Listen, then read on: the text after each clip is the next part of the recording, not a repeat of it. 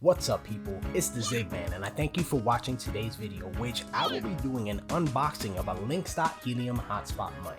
I'll also be going through my earnings I've earned within the last 7 days. Let's dive a bit deeper, but before I dive in, if you find value in this video, show some love to the channel and check the links in the description below as they'll help you out with what you may need. Fresh out the shipping package, we have the product box. No doubt, this was designed to astonish customers with an exquisite look. First out of the box is the sleek looking Linxdot Hotspot.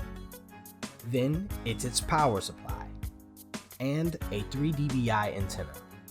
There was no setup manual inside this box. Instead, it can be found on the Linxdot website. First impressions, this is one of the larger miners on the market right now. It's bigger than a Bobcat and even a deeper Mini, both of which I've unboxed before. The material feels sturdy, nothing is loose, no rattling coming from the inside. This Linxdot is a Rockchip variant, which is a bit different than the CM4 variant.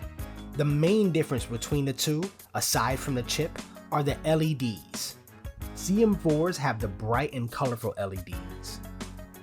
Rockchips has the simplified red LEDs, and they all mean something different. There is a guide on the website that better explains what each light means. The front is all business, but the back is where the party is. And the first one to the party is the Bluetooth pair button. Holding this for 3 seconds will enable Bluetooth pairing mode. The lower port is where we attach the antenna. It's an RP-SMA male connector, which is important to know if you plan on upgrading. The Linxdot comes with a 3 dBi antenna. I'll be connecting a 5.8 dBi antenna for chance at better earnings. Next to it is his buddy, the USB-A port.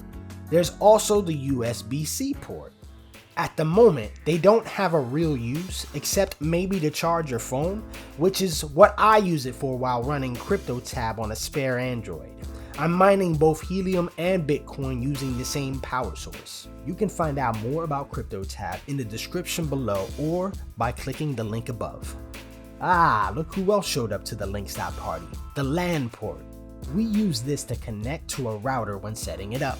Although Wi-Fi is supported, Linxdot recommends connecting via LAN for the first 24 hours once you boot the device to help it sync to the network quicker. Here we have the DC power port. He is like the DJ. Without him, nothing happens. Depending on your region, it could look different than this one. Now that I've covered the miner, let's go over the rewards for his first week. As we can see, during the first half of the week, my rewards are much higher than the second half, making me a total of 0.32 HNT in a week, which translates to about $6.73 in USD. My friends, if you found this information useful, show some love to the channel. Drop your comments, questions, and feedback below. It's greatly appreciated, and as always, happy mining, my friends.